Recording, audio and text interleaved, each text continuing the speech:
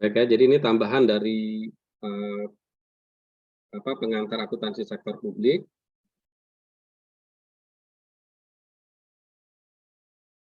Ya, ini istilah sektor publik memiliki pengertian yang bermacam-macam. Ya, dari sudut pandang ilmu ekonomi, jadi dapat dipahami sebagai entitas yang aktivitasnya berhubungan dengan usaha untuk menghasilkan barang dan pelayanan publik. Gitu ya. Jadi tadi ya, kalau barang berarti misalnya jalan, gedung, gitu ya, pelayanan publik, ya apa, perizinan dan sebagainya. Ya, dalam rangka memenuhi kebutuhan dan hak publik. Nah, ini hak masyarakat yang harus dipenuhi melalui institusi pemerintah. Ya, beberapa tugas dan fungsi sektor publik dapat juga dilakukan oleh sektor swasta. Ya, nah tapi ini eh, ada yang tidak bisa digantikan. Ya, kalau ini bisa sektor swasta, tapi sebagai perpanjangan tugas dari pemerintah ya, sebagai perpanjangan tugas dari pemerintah. Ya, misalnya masalah humasnya Pemda pemerintah itu boleh. Ya, tapi kan kontennya harus datang dari pemerintah. Kemudian penarikan pajak, ya misalnya bisa dilakukan oleh pihak ketiga, tapi dananya disetor ke pemerintah. Ya, pendidikan bisa juga dilakukan oleh lembaga pendidikan swasta. Ya, transport banyak ya, transportasi itu disediakan oleh swasta, tetapi diatur oleh pemerintah. Gitu ya, itu karena kenapa itu sebenarnya layanan publik, gitu ya, tetapi izin trayek, izin rute, ya persyaratannya, nah itu ditentukan oleh pemerintah. Nah, tapi bisa dibantu oleh masyarakat. Gitu ya, nah itu pelayanan publik yang bisa dilakukan oleh sektor swasta. Ya, tapi biasanya juga itu banyak peraturan ya, banyak peraturan yang harus dipenuhi.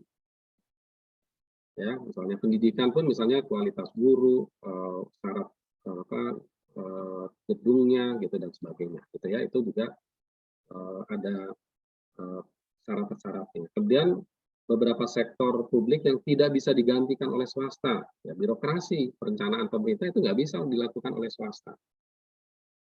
Gitu ya, itu tidak mungkin ya. Misalnya sekarang kan dilaksanakan misalnya pejabat pemerintah ya pada yang instansi-instansi vertikal ya, atau instansi-instansi yang dinas, kementerian gitu ya. Mungkin menterinya eh, apa namanya eh, eh, orangnya gitu ya, mungkin orangnya bisa orang orang swasta, tapi dia mungkin harus mengikuti ketentuan di pemerintah atau dia saat itu sebagai orang pemerintah gitu ya. Tapi kalau misalnya di level pegawai pemerintahnya kan itu sudah ASN ya, sudah atau PNS ya, pegawai negeri sipil ya. Nah itu tidak bisa digantikan. Gitu.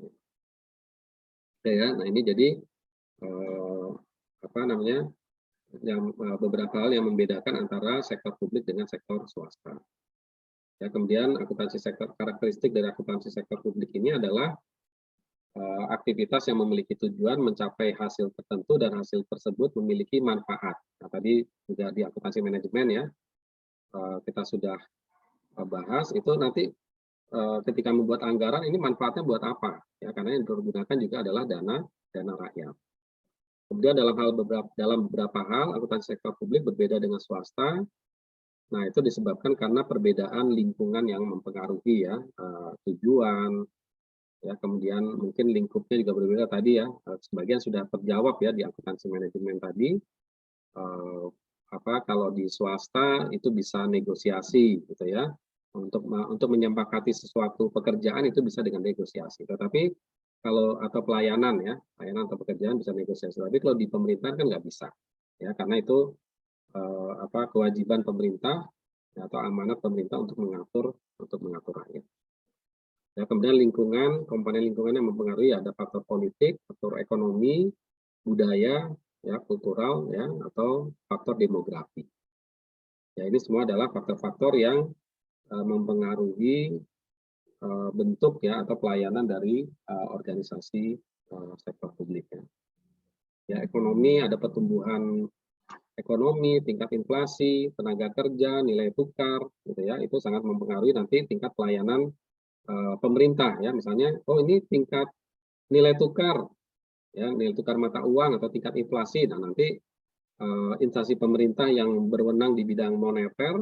Nah, ini yang tugasnya nih pelayanannya apa gitu ya. Nah, itu eh, apa yang akan dilakukan. Kemudian pertumbuhan ekonomi nanti instansi pemerintah yang di bidang ekonomi, perdagangan. Nah, ini yang membuat kebijakan-kebijakan terhadap tugas-tugas pemerintah. Ya, pertumbuhan pendapatan per kapita. Faktor politik, ya hubungan negara dengan masyarakat, ya legitimasi pemerintah, ada masalah kelembagaan dan sebagainya ya. Ini faktor-faktor yang kan kita misalnya faktor politik kita apa gitu ya, anggaran masuk melalui legislatif gitu ya, kemudian baru disahkan dan dilaksanakan oleh eksekutif atau pemerintah gitu ya. Kemudian budaya ya, ada masalah keragaman suku, keragaman agama, historis ya, sosiologi dan sebagainya ya. Kemudian demografi berarti pertumbuhan penduduk, penyebaran penduduk, ya, tingkat usia, misalnya gitu ya. Ini menjadi pertimbangan di dalam mengelola organisasi sektor publik.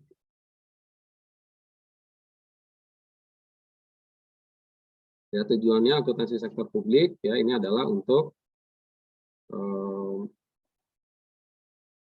memberikan informasi diperlukan untuk mengelola secara tepat dan efisien dan ekonomis ya. Jadi di sini ada tepat, efisien, ekonomis dan efektif ya nanti ya. Nah, ini nanti tujuan terkait dengan pengendalian manajemen. Ya, memberikan informasi yang memungkinkan bagi manajer untuk melaporkan pelaksanaan tanggung jawab mengelola secara tepat dan efektif program dan penggunaan sumber daya yang menjadi wewenang dan memungkinkan bagi pegawai pemerintah untuk melaporkan kepada publik atas hasil operasi pemerintah dan penggunaan dana publik tujuannya terkait dengan akuntabilitas ya. Jadi ini laporan keuangan nih berarti ya. Nah, jadi organisasi sektor publik ini harus bisa menyediakan laporan keuangan atau akuntabilitas. Ya, nah inilah fungsi dari akuntansi sektor publik nantinya adalah salah satunya adalah untuk pertanggungjawaban dari organisasi sektor publik. Ya. Akuntansi sektor publik ya ini mencatat, mengklasifikasikan, melaporkan kejadian transaksi ekonomi. Ya, ini hampir sama ya dengan akuntansi secara umum. Ya, cuman ini karena spesifik ya, karena bukan spesifik ya, karena bukan untuk kepentingan laba, ya, tetapi untuk tujuan kepentingan pelayanan kepada publik. Ya, intinya sama untuk mengambil keputusan ekonomi. Apakah nanti dia berbentuk data akuntansi manajemen atau dalam berbentuk laporan keuangan ya, neraca dan laporan laba ruginya apa kalau di pemerintah itu laporan realisasi anggaran LRA. Gitu ya, bentuknya nanti laporannya laporan LRA. Kemudian akuntansi sektor publik ya saya kira ini bisa dilihat ya sudah artinya sudah sejak masa yang lama gitu ya sebenarnya akuntansi sektor publik ya masalah pencatatan gitu ya itu bisa sudah ada gitu ya sejak ribuan tahun yang lalu gitu ya bahkan mungkin kalau kita juga pelajari di sejarah kenabian juga sudah ada gitu ya yang mencatat, yang menghitung ya atau zaman Nabi Yusuf ya yang menjadi bendahara negara gitu ya kan melakukan berbagai macam perhitungan dan pelaporan ya. Kemudian dijadikan dasar bagi keputusan ya pengambilan keputusan bagi bagi rajanya gitu ya pada waktu itu. Ya, jadi kemunculan dipengaruhi oleh interaksi yang terjadi di dalam masyarakat dan kekuatan sosial dalam masyarakat. Ya. Di zaman Mesir kuno atau zaman sebelumnya ya itu sudah ada laporan bulanan ya hasil pungutan pajak misalnya. Nah, ini adalah termasuk embrio dari akuntansi sektor publik. Ya, di masa Babilonia ada pencatatan setiap pendapatan dan produksi. Ya, Nabi Yusuf juga ya hasil pertanian dan sebagainya itu dulu juga ada pencatatan. Ini pemerintah ya membagi sumber daya pendapatan yang diterima secara adil, kemudian di masa Yunani ya, di akhir abad ke-14 adanya bukti transaksi keuangan ya di Genoa. Ya, saya kira ini sebagai informasi saja gitu ya, bahwa bukan hal baru sebenarnya ya kalau akuntansi sektor. Di Indonesia ini sejak zaman Hindia Belanda ya, itu sudah ada dilakukan pencatatan ya, cuman dulu masih single system ya, kalau sekarang kan dual system ya, berpasangan ya. Kalau dulu mungkin masih single system yaitu yang cara Belanda. Ya, cara Belanda. Kalau sekarang kan kiblatnya ke Amerika ya, yang double entry ya, akuntansi berpasangan ya. Kalau sebelumnya itu masih dengan menggunakan single entry, itu menggunakan sistem yang dibuat oleh Hindia Belanda atau kerajaan Belanda ya. Kemudian reformasi keuangan, nah ini baru dimulai pada tahun 2003 ya, dengan adanya undang-undang tentang keuangan negara ya, sehingga kemudian berkembang ya sistem keuangan berkembang sampai yang seperti sekarang. Nah, jadi keuangan negara ini termasuk peraturan yang migrasi dari peraturan zaman Belanda ke dibentuknya undang-undang zaman Indonesia ini termasuk yang paling belakangan ya, karena memang keuangan kan administrasinya ini harus hati-hati gitu ya. Nah, itu termasuk, tapi berhasil pada tahun 2003 ya. Sehingga kalau sebelum tahun 2003 dulu kalau pembukuan, pencatatan uang itu rata-rata referensinya adalah undang-undang zaman penjajahan Belanda dulu. Itu kebanyakan itu. Tapi setelah 2003 itu sudah rujukannya udah rujukan undang-undang ya. Ya, kemudian juga dikembangkan sistem akuntansi keuangan pemerintah ya. Akuntabilitas publik ya, kewajiban pihak pemegang amanah untuk memberikan pertanggungjawaban, menyajikan, melaporkan, mengungkapkan segala aktivitas menjadi tanggung jawabnya kepada pemberi amanah atau prinsipal ya, yang memiliki hak dan kewajiban untuk meminta pertanggungjawab. Oke, ya, itu akuntabilitas publik ya. Jadi ada akuntabilitas vertikal dan akuntabilitas horizontal. Ya, vertikal berarti dari instansi yang lebih rendah atau dari bawahan ke atasan, kalau horizontal berarti kepada publik, gitu ya. Dari nanti setelah di level kepala daerah itu harus tanggung jawab kepada publik, itu horizontal. Kemudian privatisasi merupakan salah satu upaya reformasi perusahaan publik untuk meningkatkan efisiensi dan efektivitas perusahaan publik ya. Privatisasi ini dari perusahaan dulu kan istilahnya perusahaan negara gitu ya. Ya, yang anggarannya ya misalnya kereta api ya, perusahaan kereta api itu dulu misalnya strukturnya masuk di kereta api itu ada di bawah Direktorat Jenderal Perkeretaapian di Kementerian Departemen Perhubungan.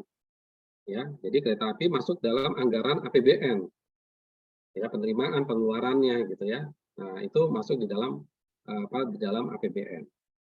Ya, semuanya ada di situ. Nah, kemudian dilakukan privatisasi, dibentuklah PT ya, tapi tetap dia PT-nya menjadi PT badan usaha milik negara ya, pemegang sahamnya negara. Nah, tapi dia lebih pengelolaannya kan lebih karena badan usaha gitu ya, jadi pengelolaannya lebih profesional karena berbentuk PT. Gitu ya. Jadi tidak masuk lagi di dalam birokrasi. Nah, itu banyak jenis-jenis dulu perusahaan itu yang dipindahkan ya, mungkin namanya dulu perusahaan negara kemudian diprivatisasi menjadi PT dalam kurung Persero gitu ya, itu biasanya, atau PT dalam kurung Persero itu kalau perusahaan negara yang yang BUMN ya, itu yang berbentuk PT. Oke ya, itu jadi untuk meningkatkan efisiensi dan pelayanan kepada publik. Yang berbentuk BUMN dikeluarkan, yang berbentuk usaha gitu ya, itu dikeluarkan dari APBN. Gitu ya. Tapi di APBN nanti tercatat sebagai ada ini ya, penyertaan kepada badan usaha ya gitu ya, ada ya nanti mungkin di neraca ya, berarti ya di neracanya. Jadi kalau ada penyertaan modal pemerintah, ya nanti tahun ini ada pengeluaran nggak untuk penyertaan modal? Kalau nggak ada ya berarti tidak muncul di APBN, karena APBN kan tahunan. Ya, tapi nanti di neraca mungkin akan muncul. Kemudian otonomi daerah. Pak, ini Pak waktunya udah habis. Nah, terus matkul yang selanjutnya udah ngasih link, Pak. Oh ya. Jadi ini terakhir ya. Jadi yang terakhir adalah berkaitan dengan otonomi daerah ya. Jadi otonomi daerah ini juga lebih memungkinkan alokasi sumber daya dikelola secara otonom oleh daerah. Gitu ya. Jadi saya kira ini yang mempengaruhi dari akuntansi sektor publik dan memungkinkan pelaksanaan governance yang lebih baik. Oke ya, jadi itu ini sudah bagian yang terakhir loh, gitu ya. Oke ya, jadi saya kira kita cukupkan ya untuk akuntansi sektor publik pada pagi hari ini. Juga terima kasih kepada kelompok 1 yang sudah presentasi ya, plus buat kelompok 1 ya. Oke, itu saja dari saya. Saya cukupkan. Mudah-mudahan itu bisa sebagai pencerahan bagi kita semua. Ya, kurang lebihnya saya mohon maaf. Bila taufik wal hidayah. Assalamualaikum warahmatullahi wabarakatuh. Waalaikumsalam warahmatullahi wabarakatuh. Allah.